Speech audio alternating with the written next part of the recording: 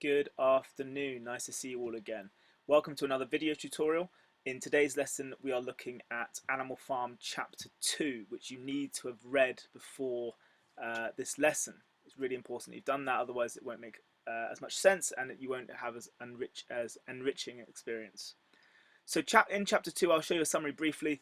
We see the animals rebel, we see the pigs begin to systemize the thought process and the vision laid out by Old Major, and it becomes a theory of a series of commandments essentially, and it becomes known as the theory of animalism, which is clearly based on the allegory of, it's clearly an allegory, and it's based on this system of communism, which of course is what the Bolsheviks introduced to Russia after the Russian Revolution of 1917.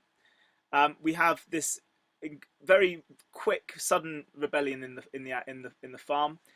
Jones and his men are chased away. The pigs start to lead the rebellion. They become the intellectual founders of animalism. They introduce the 7 commandments, which are painted on the old barn. And then we have a kind of interesting moment right at the end of the chapter, which I think hints at the failure of the revolution, which takes place later on. And we'll talk about all of those things later on. So what I was going to do is I was going to think about the chapter in chronological order. I'm hoping to, in this lesson, to cover the characters of Snowball, Squealer, Napoleon, and Moses, who were introduced at the beginning of the chapter, as well as talking about the death of Old Major. And then in the next part, we'll look at the rebellion and the aftermath of the rebellion. So before we get started in our reading of the chapter and a kind of close reading of the chapter, let's just show you a summary just to jog your memories about what's taken place so far in chapter 2. Okay, so the chapter opens with the lines, 3 nights later, Old Major died peacefully in his sleep, and he gets buried at the bottom of the orchard. And this is clearly related to the death of Vladimir Lenin, who dies shortly after the revolution in 1924 and after a civil war. It's also based on the death of Karl Marx, the idea that Marx actually died before he ever saw communism become a system of governments. So it's based on the death of those 2 key thinkers, the 2 kind of most important influences in communism and its spread. So Old Major dies peacefully, and then the intelligent animals, the pigs, the revolutionaries, take over, and we're introduced to 2, and I want to focus on, 3, who I would like to focus on, but in particular we're introduced firstly to Napoleon, to Snowball, and then lastly to Squealer, all of whom I want to discuss in the first part of this lesson.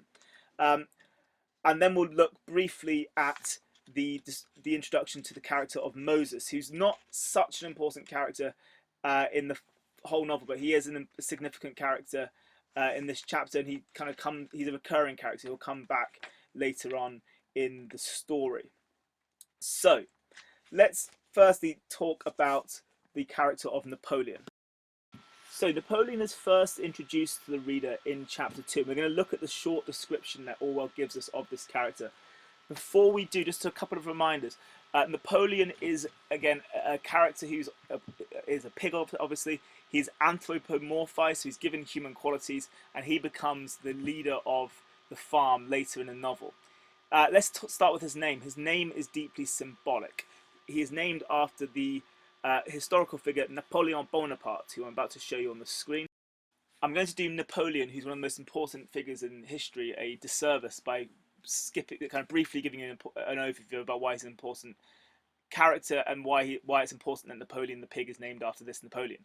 This is Napoleon. He is the leader of the French after the French Revolution of 1792, and I think it's symbolic that Orwell names his pig Napoleon, because Napoleon, similar to Napoleon in the novel, Napoleon Bonaparte essentially manipulated and essentially corrupted the French Revolution, which was supposed to get rid of in the French Revolution. They got rid of their old monarchy, the Ancien regime, and they replaced it with a republic, a democracy.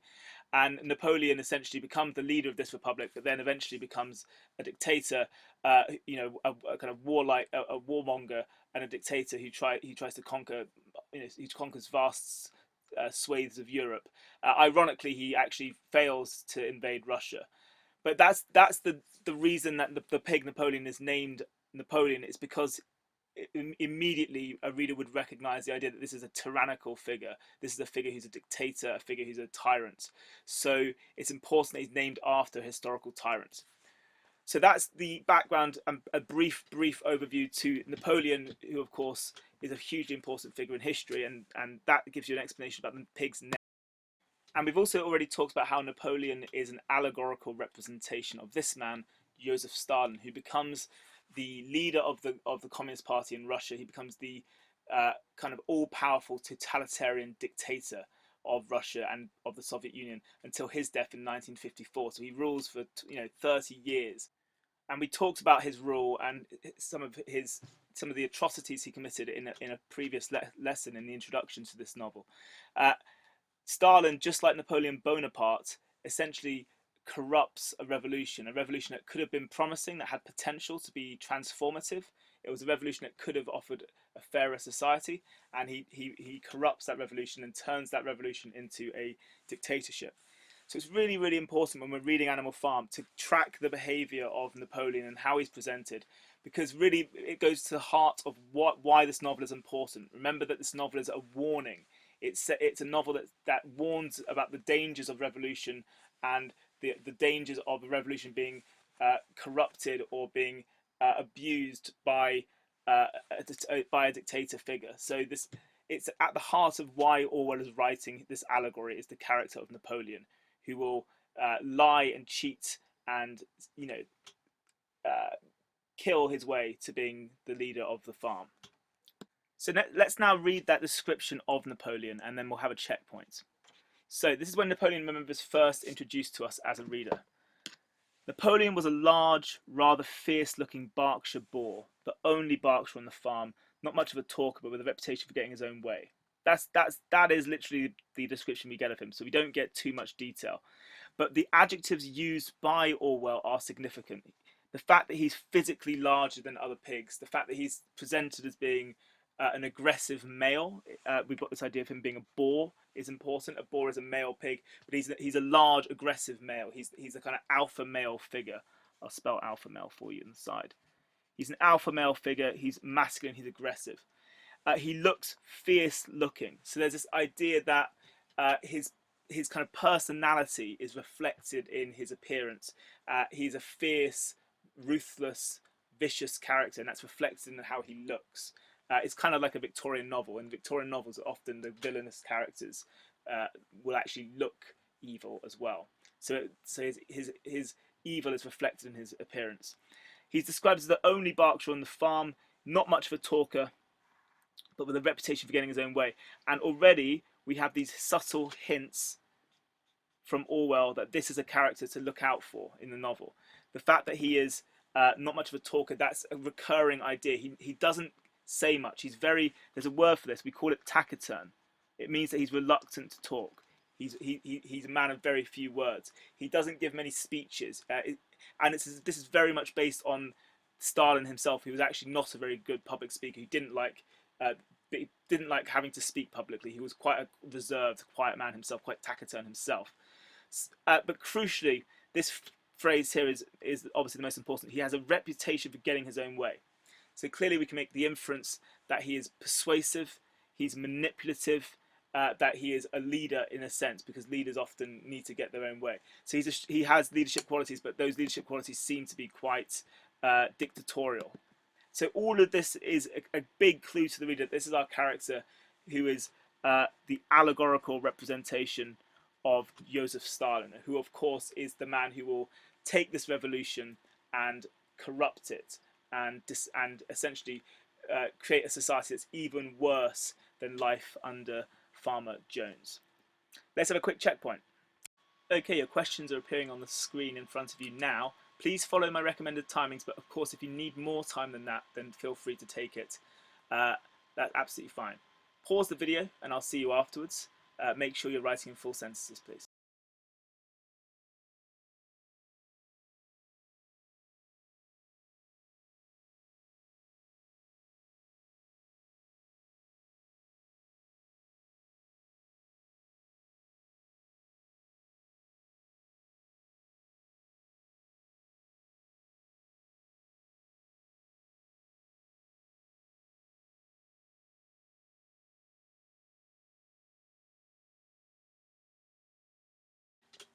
Welcome back. The next key character who Orwell introduces us to, another pig, is Snowball, and he's pictured for you on your screens here. Snowball is kind of the foil, I would say, of Napoleon, and we've used this word before in class, but I'll just define it for you again. A foil in literature is a character that has similar qualities to another character, but they're the opposite in a sense. So, for example, in Harry Potter, Draco Malfoy is the foil of Harry Potter. They're kind of similar age. Goes to the same school, but they have obviously opposite characteristics. So Snowball is the foil of Napoleon. He's another key revolutionary and key thinker who is behind lots of the ideas that become animalism, and he's one of the leaders of the revolution and the leaders of the rebellion in the farm. Again, just to give you a brief overview of, similar to how I talked about the background of Napoleon, the name Snowball, I think, is symbolic to a certain extent. I think the Snowball name, snow has connotations of purity and innocence. That I think Snowball is presented quite positively by Orwell in this novel. I think Orwell clearly has some admiration for this pig, and I think that's because he's an allegory of another revolutionary in the Bolshevik Party who is Leon Trotsky. So I think, and I'll talk about him in a second. I think Snowball does have a symbolic meaning in terms of the name. I think it represents the fact that he is, in some senses, the pure founder of animalism. He's the one who actually gets this revolution going. Think about how a snowball, when it rolls, will become an avalanche. I think he's the one who kind of launches the revolution. So you might think that's a bit of a stretch, but I do think there's a symbolic meaning to Snowball's name. Let's talk about who he is based on. Remember, this novel is an allegory, and all the characters are based on either historical figures or historical events. So Snowball is an allegory or an allegorical representation of this man, Leon Trotsky. We did talk about Trotsky briefly in a previous lesson. I'll just remind you. Trotsky is another key revolutionary. He's part of the Bolshevik Party. He's also part of the Red Army. So he's both kind of an intellectual, a thinker, and a philosopher, but a revolutionary, but also actually kind of a general. He was well known for his strategies as well. A great thinker. So Trotsky is one of the leaders of the Bolshevik Party. He is actually the man who Vladimir Lenin wanted to take over once he died, and he is the subject, Trotsky, of a power struggle, so a fight for power between himself and Stalin. He is the loser of that struggle. He comes out as the loser. He actually goes into exile, which means he's forced to leave Russia, and Stalin is so paranoid that Trotsky might come back that he sends an assassin to Mexico, where Trotsky was living, and writing critical articles and critical pieces about Stalin. Remember that Stalin was still perceived as being a war hero to a certain extent. Not necessarily a war hero in 1940, but he was seen as being the leader of a successful country. The Soviet Union had a good reputation abroad, so Trotsky was challenging that. Anyway, Stalin had an assassin kill him with an ice pick in Mexico in 1940 because he was so paranoid and fearful that Trotsky might return. So that's who Snowball is based on. And Trotsky is he's credited with coming up with lots of the ideas that Stalin actually eventually kind of claimed as his own. So Trotsky was really the ideas man, the thinker, the strategist, one of the most important figures in the Russian Revolution. So Snowball is, and I think, to go back to my point about George Orwell presenting him favourably, I think it's quite clear from how Snowball is presented in this novel that George Orwell thought quite highly of Snowball. I think he thinks, had Trotsky not been the loser of that power struggle, I think Orwell implies that the Russian Revolution would have been more successful, and it would have resulted in a fairer society. I think you can argue from how Snowball's presented that he's clearly that Orwell clearly admired Trotsky and his political thought. Okay, welcome back. Let's look at the description of Snowball, and then just bear in mind there's a deliberate comparison to his foil Napoleon. So bear in mind the contrast between the two characters. Snowball was a more vivacious pig than Napoleon, quicker in speech and more inventive, but was not considered to have the same depth of character. Okay, I know it's a very brief description, I know. but it still reveals a little bit. So the adjective vivacious, vivere or viva is life, so it means full of life. It's from the Latin. So he's a more he's a pig that's more full of life. So he's got more energy. He's more energetic, more charismatic, possibly than Napoleon. He's quicker in speech, so he's. I think the implication is that he's more intelligent, that he can. He's more eloquent. He's more articulate, and he's more inventive. So all of these, notice how all of these are comparative adjectives. He's more this. He's more that. He's more this. And then the second thing I'd ask you to notice is how all of these comparative adjectives are positive. So in comparison to Napoleon, he's both more energetic, more intelligent, more inventive, more creative. Notice and think about how that links to the ideas that we just talked about in terms of Orwell's thoughts about Trotsky and Stalin. But he's not considered to have the same depth of character. So he has a reputation that's not quite as high as Stalin, or as Napoleon, rather. Okay, that was quick, I know, but there's a checkpoint and questions coming up. Again, follow the timings and make sure you write in full sentences, please.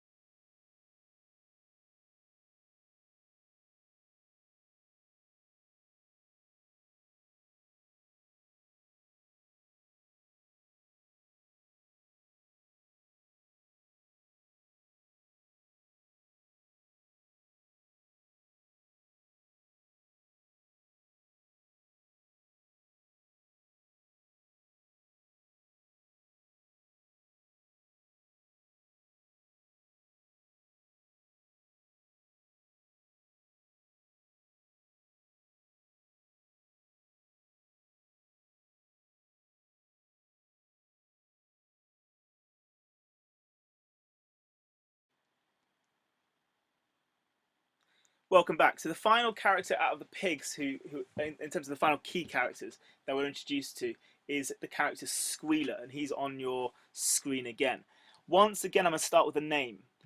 I think Squealer is an incredibly symbolic name, just as Snowball, just as Napoleon were as well.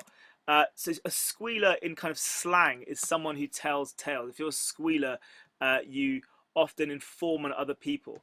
So a squealer is someone, for example, you guys on the playground, you don't use squealer as an insult anymore. You use the word snake, but it's the same meaning. If you say he's a snake, sir, you're saying he's a squealer. So a squealer is someone who betrays other people, who informs on others, especially someone in authority. So he's not necessarily someone who's powerful. They're someone who usually will inform, let's say, to the head teacher. That would be a squealer. So squealer is and obviously is a kind of irritating sound, a high pitched sound. So his name has kind of two meanings in that he's quite an irritating character, and most importantly, he informs on others. Squealer is also an allegorical character, as all characters in this novel are, and I'll show you who he is based on. I think there's two possible interpretations for who Squealer is based on. The first possibility is that Squealer is based on the man on the right here, and that's a man named Molotov, who was essentially in charge of creating propaganda for Stalin, in charge of ensuring that Stalin was projected as this kind of godlike figure, which we talked about in a different lesson about this idea of the cult of personality. So that's the first possibility, that he's based on this man who essentially was responsible for spreading misinformation in Russia to glorify Stalin. You could also say that Squealer could be an allegory for.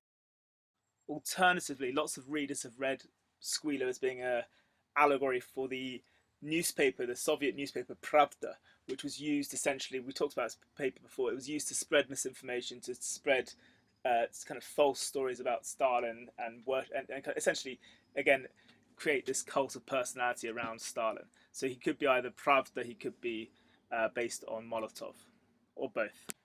Okay, so once again, let's have a look at how Orwell presents Squealer. Again, it's a short passage, but it's important. It's deeply symbolic, as is everything in this novel. So here we go. The best known among them was a small fat pig named Squealer, with very round cheeks, twinkling eyes, nimble movements, and a shrill voice. He was a brilliant talker, and when he was arguing some difficult point, he had a way of skipping from side to side and whisking his tail, which was somehow very persuasive. The others said of Squealer that he could turn black into white. Okay, so actually we get a longer description, interestingly, of Squealer than we do of the other characters. Notice, let's talk about his physical appearance.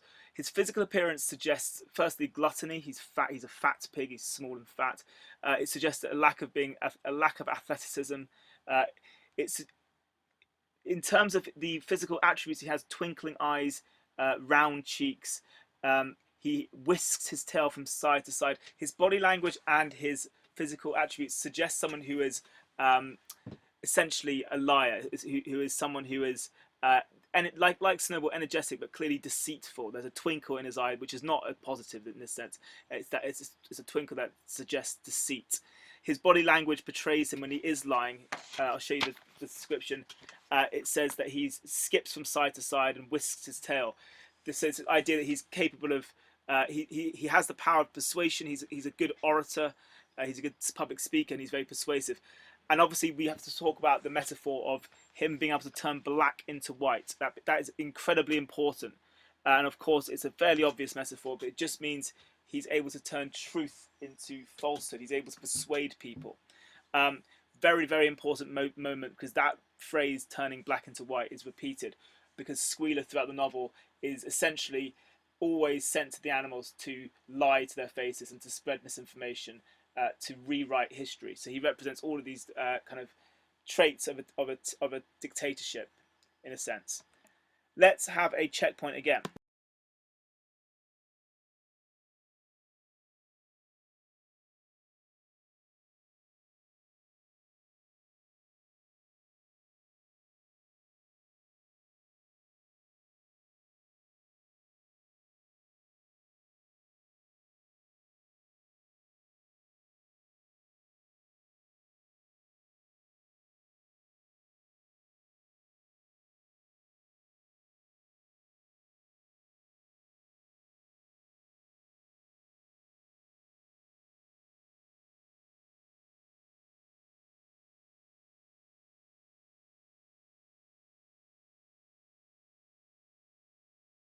I'm just going to briefly talk to you about another character we're introduced to who becomes an important character later on. Um, Molly is one of the horses on Animal Farm. She is very vain. She's very pampered, and she's one of Farmer Jones's favourites. And from the moment the novel begins, we're aware that she likes to wear ribbons. She's very vain, very kind of superficial. Um, she represents in the novel the kind of wealthier section of Russian society, or known as the bourgeoisie, who were essentially pampered by the royals, by the monarchy, and many of whom had to leave Russia after the revolution. And that's significant because obviously later in the novel, Molly will flee Animal Farm. She won't return. She'll disappear. So I thought I'd be very brief about introducing Molly, because she'll come back later on. We'll talk about her in more detail in a different lesson. But she is also an allegorical representation, but this time for the kind of upper middle classes who left Russia after the revolution. Okay, the next and final character that we're introduced to, who I will spend a bit more time on in this chapter, is Moses the Raven. Uh, and this is the part. This is the character. So one of my favourite characters, actually, even though they're quite a minor character.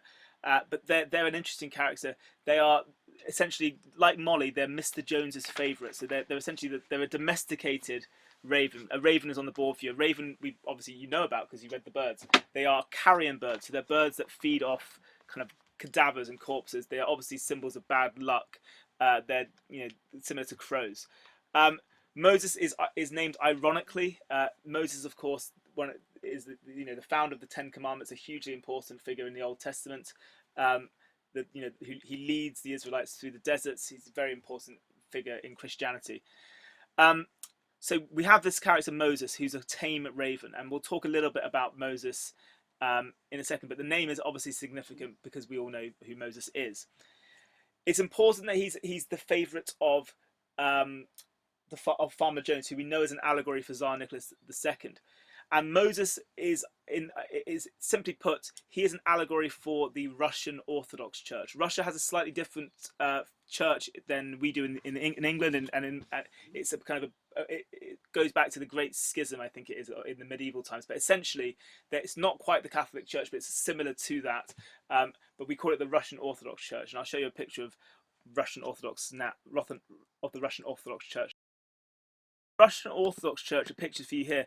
They are incredibly powerful. If you remember that social hierarchy of Russia that I showed you in one of the introductory lessons, they are right at the top of the social structure. So they are just below the monarchy. And it's important that Moses becomes a symbol for the Russian Orthodox Church, and essentially how the church has become corrupt because of its because of how close it is to the monarchy, how they've benefited financially from being close to the monarchy. So it's very much a tongue-in-cheek criticism of how the monarchy and the church were kind of in cahoots, and they have a close relationship which is quite corrupt. Just to go back to the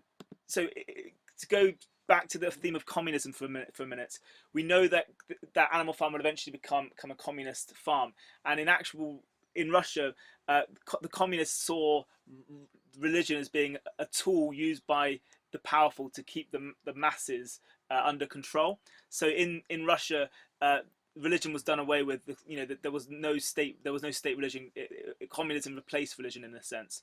And in Animal Farm, Moses is incredibly unpopular with the pigs because they want to get rid of him because he spreads religious ideas, and they think religion is a tool used by the powerful to keep the powerless powerless. Okay, and we'll talk about because there's quite a long section in chapter 2 in which we're introduced to Moses, and we'll go over a bit more detail. Let's have a look at this passage now. So before I read, I'm sure you'll all notice how satirical George Orwell is being, how he's essentially really mocking. So I'll put my camera in a bit closer. How he's clearly mocking religion, and he's mocking the church in particular in how he presents Moses. So I'll read out the description first, and then we'll look at some of the key details. Moses, who was Mr. Jones's special pet, was a spy and a talebearer. But he was also a clever talker. He claimed to know of the existence of a mysterious country called Sugar Candy Mountain, to which all animals went when they died. It was situated somewhere up in the sky, a little distance beyond the clouds, Moses said. In Sugar Candy Mountain it was Sunday every day, 7 days a week. Clover was in season all the year round, and lump sugar and linseed cake grew on the hedges. The animals hated Moses because he told tales and did no work, but some of them believed in Sugar Candy Mountain, and the pigs had to argue very hard to persuade them there was no such place. So notice how that's essentially the allegory for what I just talked to you about, how the communists tried to get rid of religion because they thought it was a tool used to keep people under control. Karl Marx, of course, the founder of communism, famously said that religion was the opium of the masses. It essentially managed to trick them into believing that they were that there was a reason that they were kept under control by the powerful. So clearly this, I think, is really tongue-in-cheek. I think it's quite funny. He's the special pet of Farmer Jones. I think that's quite a funny description, this idea that Moses is a kind of pathetic dependent, that he depends on Farmer Jones to survive in a kind of pathetic way. He can't survive for himself. He's clearly a dangerous character. He's a spy and he's a talebearer, much like Squealer. He tells fanciful tales to the animals about this obviously Sugar Candy Mountain is an important symbol. I'll put symbol here, but it's clearly based on the belief in Christian theology of heaven and the idea that heaven is this utopian place. And Orwell is clearly making fun of the idea of people who believe in heaven. The idea that it's perfect, you're always fed, there's clover all year round, and he's clearly mocking these kind of childish beliefs, I think. And it's important, lastly, that Moses does no work. And I think, again, Orwell is making fun of the idea of these priests, these Russian Orthodox priests who spent their days supposedly in quiet contemplation of the Bible. So that's Moses. And I've forgotten that there are 2 more characters we need to talk about, so we're not done. I thought I thought that we were introduced to Boxer and Clover in later lessons, but we're not. So we're not done, but we will have a checkpoint on Moses before we move on to the final characters, which are Boxer and Clover.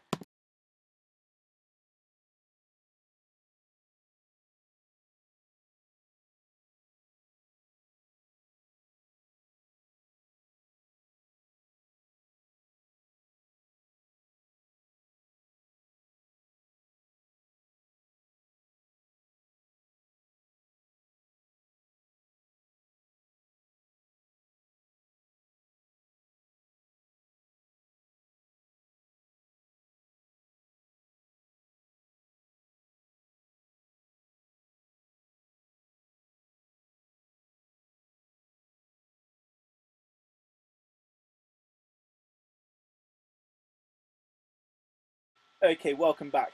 The final characters that we're introduced to are Boxer and Clover, who we do meet briefly in chapter 1. I'm going to be very brief about Boxer and Clover. Boxer in particular is a very important character later on. They are both industrious, hard-working, strong, uh, honest, truthful, good-hearted characters. They are they are only, you can only describe them positively, and they're incredibly hard-working. In the novel, Boxer is a very significant character later on. He's one of the characters who is uh, a victim of betrayal, essentially. Boxer and Clover are both allegories for the Russian working classes, the proletariats or slash the peasants. So they represent the kind of simple, hard-working, truthful, honest, working classes who were the victims really of this revolution once Stalin uh, corrupted it. So that's all I'll say on those two characters. I appreciate that's now quite a few characters we've been introduced to. The final thing I wanted to talk about is how Russia is presented before the revolution, and basically how Manor Farm is presented before the rebellion. I'll read the description, and this will be quite brief. This is about Farmer Jones. His men were idle and dishonest. The fields were full of weeds. The buildings wanted roofing. The hedges were neglected, and the animals were underfed. And George Orwell uses these adjectives: idle, dishonest, neglected, underfed, to emphasize just how badly run and badly ruled Russia was before the revolution. And clearly, Animal Farm and Manor Farm is Manor Farm, not Animal Farm. Manor Farm is badly run, it's neglected, and it needs a change. It needs a revolution. So let's not forget when we're reading this that I think Orwell is a supporter of the Russian Revolution. I think he thinks it was a necessary event. I just think he's critical of how the revolution was steered by the revolutionaries, especially by Stalin. But I think it's interesting to consider how Russia is presented and how Manor Farm is presented before the revolution. In the next lesson, we are going to talk about the revolution and the rebellion that takes place in Animal Farm.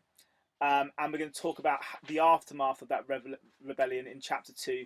And hopefully that will be done in one lesson. So we're going to look at the rebellion, and we're going to look at the aftermath and the consequences of the rebellion in chapter 2. So I will see you next time. Stay safe and stay well, and I'll see you for the next lesson for the final part of chapter 2. Goodbye.